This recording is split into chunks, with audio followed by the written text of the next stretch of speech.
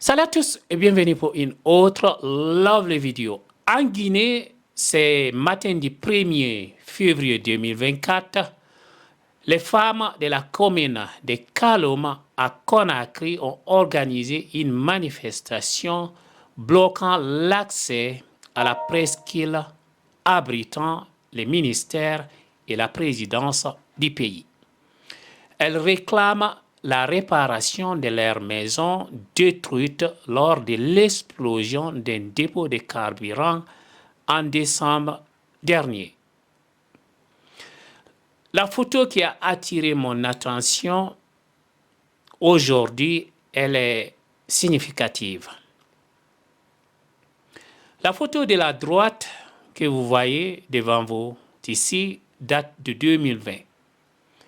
Elle montre une femme peule enceinte utilisée comme bouclier humain par des policiers guinéens lors d'une manifestation. Et ce qui fait mal dans cette photo est que la femme en question n'était même pas impliquée dans la manifestation qui s'est déroulée dans un quartier principalement habité par la communauté Peul. Et la photo de la gauche, elle a été prise aujourd'hui même lors de la manifestation des femmes de Kaloma que j'ai mentionné. Elle montre un policier guinéen très amical avec une femme manifestante qui est non peul. Elle est assise par terre. Et le policier ne brandit pas d'armes contre elle, contrairement à celle de la femme peul. Et il n'y a eu ni blessé ni mort lors de la manifestation de ces femmes qui a eu lieu aujourd'hui dans la commune de Kaloma. Je vous laisse juger vous-même.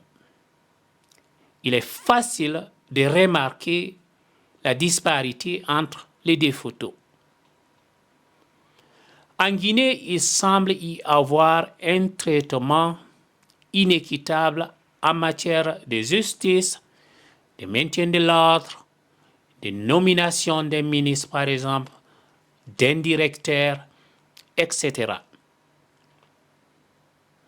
Si cette manifestation avait eu lieu dans un quartier Peul, c'est-à-dire l'axe Hamdallah Bambeto Koza, à Conakry, il y aurait probablement eu des pertes en vies humaines et de nombreux blessés, comme ça a toujours été le cas lorsqu'il y a des manifestations dans ces quartiers.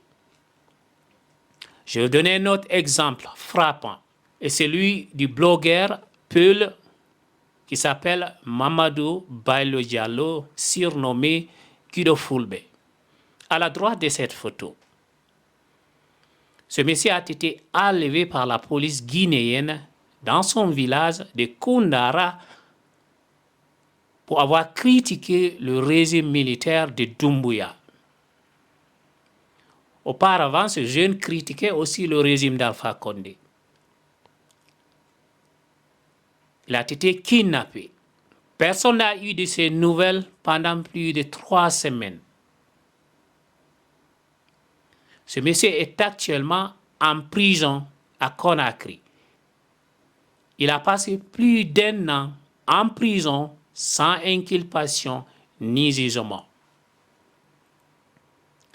Et à la gauche de cette photo, vous avez un individu très haineux qui a diffusé une vidéo attaquant la communauté Peul de Guinée avec des propos injurieux et haineux.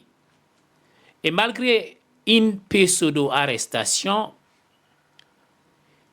il a comparu devant un juge à Koya en moins de 48 heures, conformément à la loi du pays. Et en raison des aspects ethniques en République de Guinée, il a été libéré sous ordre du juge, sans condamnation, malgré ses graves déclarations contre la plus grande communauté du pays. Et je vous laisse tirer vos propres conclusions sur cette affaire. Donc c'est comme ça les choses sont vues par les autorités de la Guinée. Donc il y a du 2 poids 2 mesures. Quand il s'agit d'une ethnie, elle est traitée différemment que les autres ethnies.